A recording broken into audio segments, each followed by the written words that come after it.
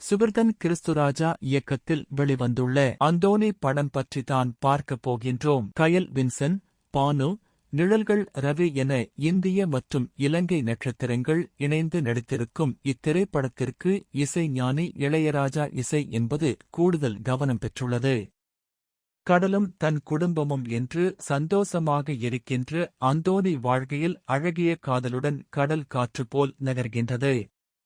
கடலில் ஒருநாள் அதிக மீன் பிடித்துக் காட்டுவேன் என இருக்கும் அசோக் ஊரில் அந்தோனிக்கு இருக்கும் மதிப்பில் பொறாமை அடைகிறான். அசோக் படகில் மட்டும் அதிக மீன் கிடைக்காமல் இருக்கிறது என்றதும் சம்மட்டி அந்தோனியை கூப்பிட்டு படகிற்கு என்ன பிரச்சனை என்று பார்க் சொல்கிறார். அந்தோனியும் படகிற்கு சில சடங்காக செய்கிறார். மறுநாள் ஆழ்கடலுக்கு சென்று அதிக மீன் பிடிக்கின்றனர். அதில் இருந்த அந்தோனி மீது அசோக்கு மரியாதை உண்டாகிறது.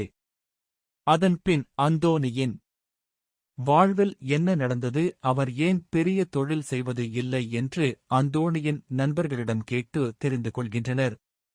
முதல் பாதி இரண்டு வகையான காதலுடன் நகைச்சுவையுடனும் கலகலப்பாக சென்றாலும் இரண்டாம் பாதி நீளமாகவே இருக்கிறது. முதல் பாதியிலே எல்லாம் இருந்ததால் இரண்டாம் பாதியில் ஒன்றும் இல்லாத போல் உணரும் காட்சிகள் சலிப்படைய வைக்கிறது. பார்த்து பழகிய காட்சிகளும் புதிதாக இல்லாத இரண்டாம் பாதி என நகர்கின்றது. படத்தில் கிளைமாக்ஸ் ஏற்றுக்கொள்ள கூடியதாக இல்லை என்றாலும் படத்தின் நகர்வுக்கு வேறு காட்சிகளும் புகுத்த முடியாது என்பதே தீர்வு. இரண்டாம் பாதியை என்னும் மெருகூட்டியிருக்கலாம். இசை ஞானி இளையராஜா வரிகளில் பாடல்கள் சற்று ஏமாற்றம்தான். ஆனால் பாடல்கள் கேட்க கேட்க பிடிக்கும் போல. பின்னணி இசை படத்திற்கு சில இடங்களில் பலமாக இருக்கிறது.